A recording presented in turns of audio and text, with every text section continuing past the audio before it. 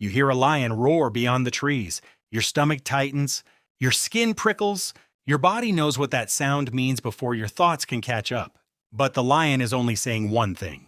Danger is here. A human voice can do something stranger. It can make you fear a lion that is not here, obey a rule nobody can touch, trust a promise that lives only in memory, or fight for a story about ancestors you have never seen. Why is one sound a warning while the other becomes language? Animals communicate constantly. Lions roar to mark territory and intimidate rivals. Birds sing to attract mates and defend nesting space. Monkeys can give different alarm calls for different predators, and bees can dance directions to food. None of that is simple. None of that is stupid. But human language crosses a line that most animal signals do not cross. It does not just point at the world, it builds another world inside the minds of other people. That is the mystery. The popular version says there was once a Chomsky gene, a mutation that suddenly gave Homo sapiens grammar. That sounds powerful. It also sounds too clean. The real story is messier. Noam Chomsky argued that human language is not just a list of calls. It is a system for generating new meanings from small parts. In 2002, Mark Hauser, Noam Chomsky, and W. Tecumseh Fitch argued that one special feature may sit near the core of language recursion. Recursion means putting one idea inside another idea. The lion roared. The child said the lion roared. The elder warned that the child said the lion roared near the sleeping place. The sentence can keep growing because your brain can stack meanings inside meanings. What does that allow you to do? It lets you talk about hidden causes. It lets you talk about tomorrow. It lets you talk about what someone else believes about what a third person did. That is not just noise. That is social X-ray vision. A lion roar has power because it is tied to the lion's body. It rises from lungs, throat muscle, and threat. It says, in effect, I am here, I am, big, stay away. A bird song can be complex. Some birds learn songs and change notes. But most birds are not using song to explain that another bird lied yesterday, that a dead ancestor protects this valley, or that a young hunter is secretly breaking a food-sharing rule. This is where human language becomes dangerous. It can detach from the present. The linguist Charles Hockett called this displacement. Displacement means speaking about things that are not here and not now. A bee dance has a kind of displacement because it can point to food away from the hive, but human language stretches displacement into almost anything. You can speak about last winter. You can speak about a child not yet born. You can speak about a spirit in the mountain. You can speak about a debt, an insult, a curse, a plan, a dream, a rumor. What happens when a species can do that? It stops living only in the visible world. Your ancestors still had bodies like animals. They still bled. They still shivered. They still feared teeth in the dark. But inside the group, another survival layer appeared, the invisible world of shared meaning. This is where FOXP2 enters the story. FOXP2 is a gene, and a gene is an instruction sequence your body uses while building itself. It does not contain words. It does not contain grammar. It does not whisper nouns and verbs into a baby's brain. Instead, FOXP2 helps shape brain circuits involved in learning sequences of movement and sound. That matters because speech is movement. To say even a simple word, your lungs, vocal cords, tongue, lips, jaw, and timing systems have to coordinate with incredible speed. Spoken language is not just thinking, it is a dance of meat and air.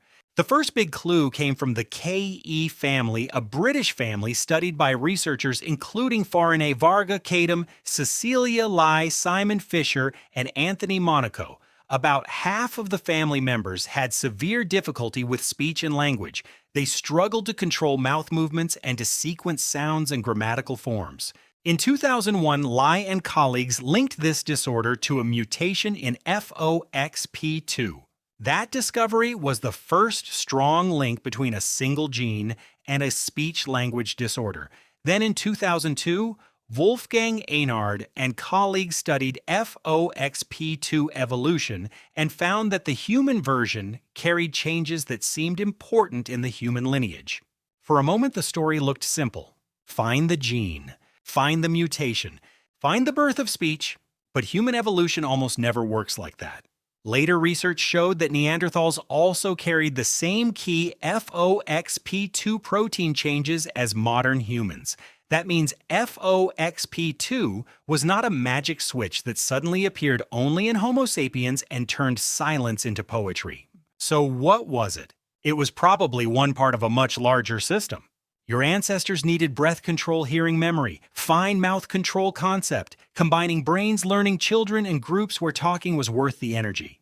A gene can help tune the instrument. It cannot write the song by itself. Now picture a night on an ancient savanna. The sun is gone, the fire is low. A small group of Homo sapiens sits close enough to feel the heat but far enough to watch the dark. Children sleep near adult bodies. Someone has seen lion tracks near the dry riverbed. One ancestor points into the darkness and makes a warning sound. That matters. But then another ancestor does something much more human. They describe where the tracks were. They say the lion passed near the thorn trees after sunset. They remind the group that the old sleeping place is dangerous when the moon is thin. Now the lion is not present. The tracks are not present. The old mistake is not present.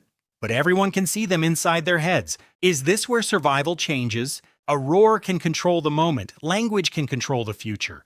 The group moves its sleeping place before the lion arrives. A child learns fear without being bitten. A young hunter learns a route without walking it. An elder can transfer one lifetime into another brain. This is why human language is more than labeling objects. It is mental time travel. It lets your ancestors take a danger from yesterday, carry it through the mouth, and place it inside tomorrow's decision. But the same power that saves the group also creates something stranger. Rumor: a person can say he took meat when nobody watched. Maybe it is true, maybe it is false. Either way, the accused person's reputation now exists in the minds of people who never saw the act. Reputation is invisible, but it can decide who gets a mate, who receives help, who is trusted near children, and who is left alone when food is scarce. Robin Dunbar, the anthropologist and psychologist, argued that gossip may have worked like social grooming. Grooming means picking through another primate's fur to bond and calm tension. But grooming one body at a time is slow. Talking can groom many minds at once. Is gossip just small talk? In a prehistoric camp, gossip could be survival software. Then came myths. A myth is not just a fake story. In an ancient group, a myth can be a map of behavior. It can say which valley is forbidden, which animal must be treated with respect, which ancestor watches over the fire, or why a certain rule matters. The spirit may not be standing there. The rule may not be carved in stone. But the story makes people act as if both are real. A tribe, a taboo, a promise, a marriage bond, a debt, a border, a god, a law, and even money all depend on minds agreeing that something unseen still matters. Animals can learn rules. Animals can form bonds. Animals can deceive, warn, and coordinate. But humans build entire societies out of things that exist only because enough people talk as if they exist. Where can archaeology see this invisible shift? Not directly in spoken words. Speech disappears the moment the air stops moving, but archaeologists can find shadows of symbolic thought.